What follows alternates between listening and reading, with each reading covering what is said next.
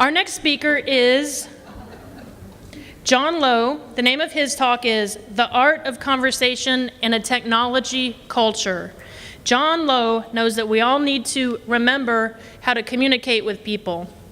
And some quotes of his are, "Simplicity is the key to creating a compelling message, and your message should be a bridge taking people from where they are to where they wish to be." So please welcome John Lowe.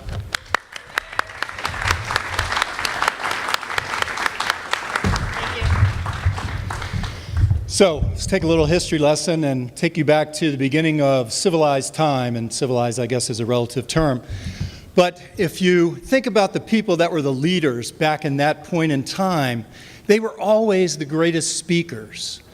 Why? Because they had to be. That was the only way to communicate back then, was through the spoken word. And so the leaders of government or commerce or society, they had a choice of being a great speaker and leading, or being a not-so-great speaker and maybe ending up on the floor of the Colosseum. So let's fast forward to the founding of our country. Again, can you imagine if you've got to make a presentation and you've got to tell people that this little conglomerate of states, this loosely confederated group, is going to take on the British Empire? You better be a pretty good speaker. Anybody seen the movie Lincoln? If you've seen the movie or if you've read books about Abraham Lincoln, you realize that he was one of our great storytellers. And as a matter of fact, not only did he keep the country together during the Civil War, but he was basically elected because of his ability to give a speech and to engage in a debate.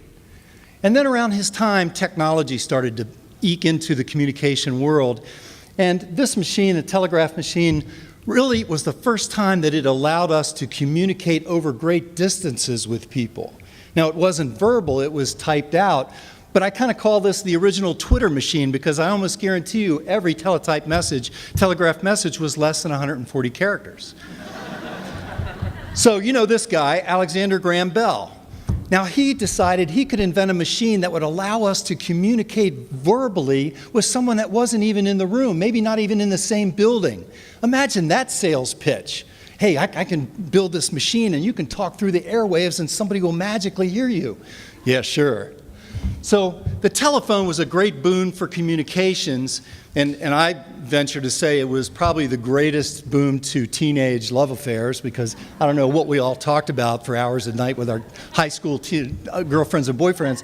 But the thing that it did that was on the flip side, it took us away from the face-to-face communication that you get through doing presentations or having conversations. So I'm going to get back to that later. Anybody know what a Fuller brush man is? Some people old enough here to know that.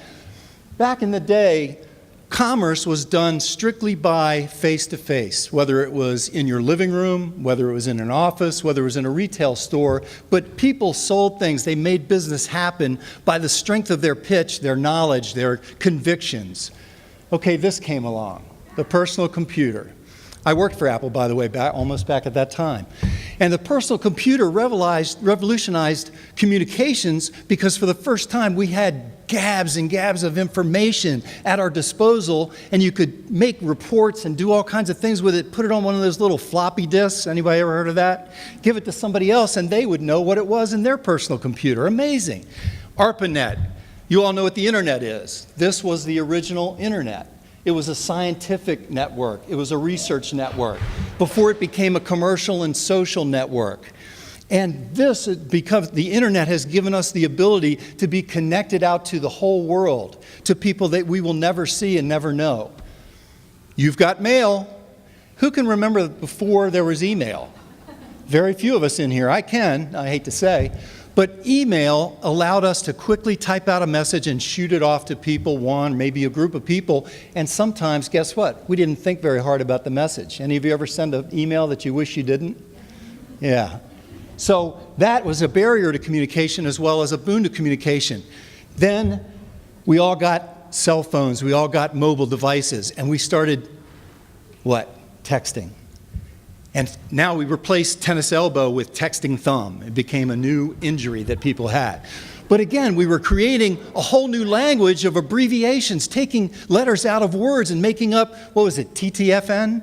Things of that nature. And we were changing the way we communicate. This is where we are now, the world of social networking, right?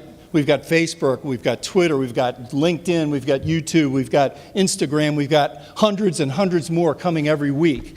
And this is literally changing the way we communicate with each other.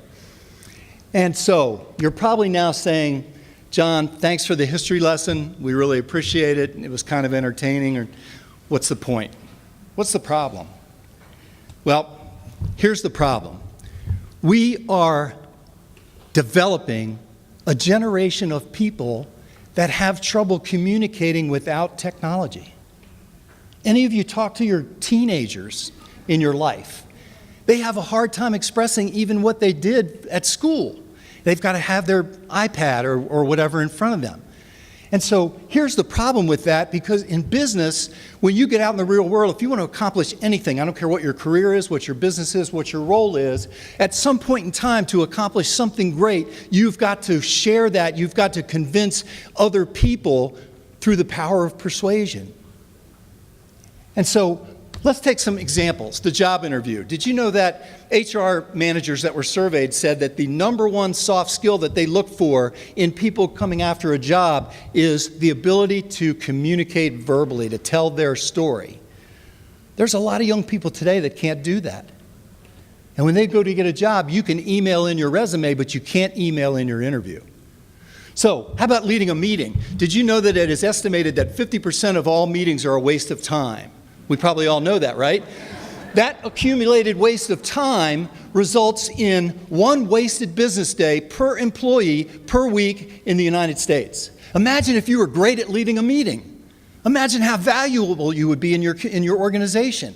How about selling an idea? Now, most of you say, well, sales, that's not in my business. That's not in my job description. I don't do that. You're wrong. We all sell every day, right? We sell ideas, we sell our plans, our goals, our dreams. Maybe we sell products, maybe we sell services.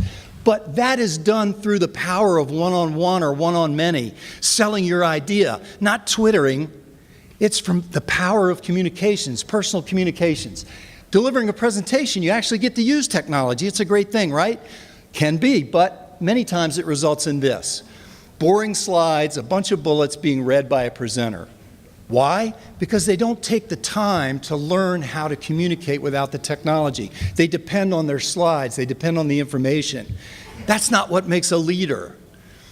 This guy you all recognize, the late Steve Jobs. Do you know that he had a rule for his meetings at Apple? If you came to his meeting, you were not allowed to give a presentation. You were not allowed to use slides. Why? He wanted to know what you thought, not what you could read on a slide. Imagine how scary that would be if you walked into a meeting and that was the rule. So, this is the last slide. What's my pitch? What's my call to action for you all? If it's good enough for Warren Bennett, it's good enough for me. If you want to accomplish anything in life of value, learn to be a great communicator, because I guarantee you it will be an automatic elevator to the top of whatever it is you might want to do. Thank you very much. Appreciate it.